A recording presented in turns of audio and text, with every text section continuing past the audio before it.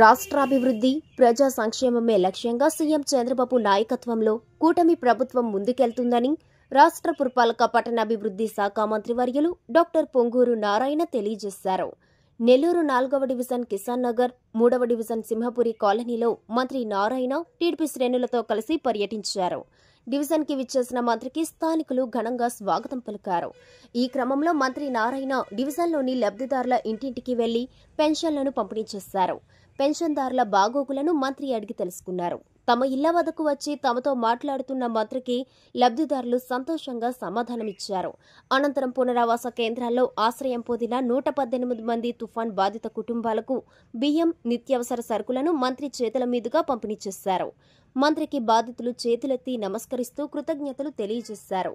తదనంతరం ప్రభుత్వం ద్వారా మంజూరైన సీఎం రిలీఫ్ ఫండ్ చెక్కులను 69 మందికి 62,886 రూపాయలను మంత్రి పంపిణీ చేశారు. తమను కష్టకాలంలో ఆదుకున్న కూటమి ప్రభుత్వానికి మంత్రి నారాయణకు వారు ధన్యవాదాలు తెలిపారు.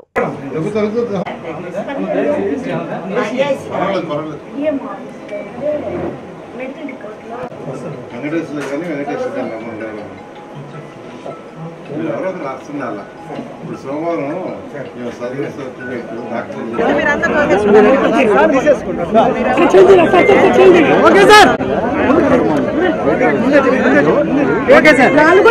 హైమావతి గారు, మల్రెడ్డి శ్రీనివాసరెడ్డి గారు,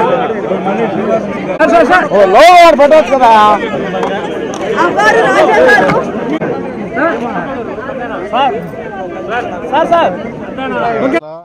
ఒకటవ తేదీ వస్తే ఈ రాష్ట్రంలో ఒక పండుగ వాతావరణంలో తెల్లవారుజాము 5 గంటల నుంచి సాయంకాలం 6 గంటల లోపల దాదాపు 99% పైగా పేదలు నిరుపేదలు ఎవరైతే పెన్షన్స్ తీసుకుంటున్నారో వాళ్ళకి డిస్ట్రిబ్యూట్ చేస్తున్నారు.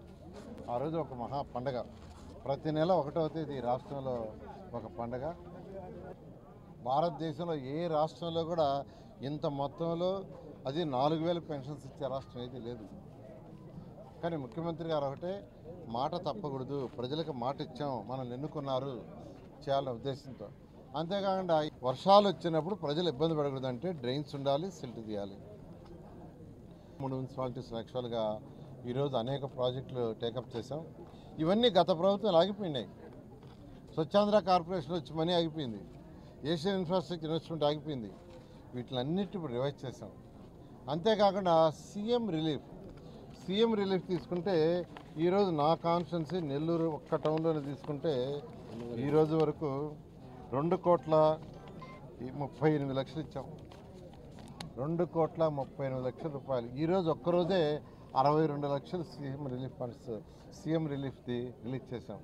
ఇలా ముఖ్యమంత్రి గారు ఎవరైతే హెల్త్ యాంగిల్లో ఇబ్బంది అయ్యి హాస్పిటల్లో చేరి ట్రీట్మెంట్ తీసుకుంటారో అవి సబ్మిట్ చేస్తే దానికి కూడా ఇస్తున్నారు. ఇవన్నీ ఒకటే నేను చెప్పేది. నెల్లూరులో డ్రైన్స్, ఉయ్యాల కాలువ, తర్వాత వచ్చి జాఫర్ కెనాల్, ఉయ్యాల కాలువ, జాఫర్ కెనాల్ ఉండే సైడ్ కెనాల్స్ కానీ, మల్లప్ప కెనాలు దాని సైడ్ ఉండే కానీ, రామిరెడ్డి కెనాలు దాని సైడ్ ఉండే బ్రాంచ్ కెనాల్స్ కానీ, ఇవన్నీ గత సంవత్సరాల్లో క్లోజ్ అయిపోయినాయి. అటు ఇటు ఆక్యుపై చేశారు. వర్షాలు వస్తే ఫ్లడ్ వెనక్కి అంతుంది. 2017లో వచ్చిన ఫ్లడ్కి నెల్లూరు సిటీ సగం మునిగిపోయిందంటే కారణం ఏంటంటే ఆ డ్రైన్స్ అన్నీ క్లోజ్ కాబట్టి.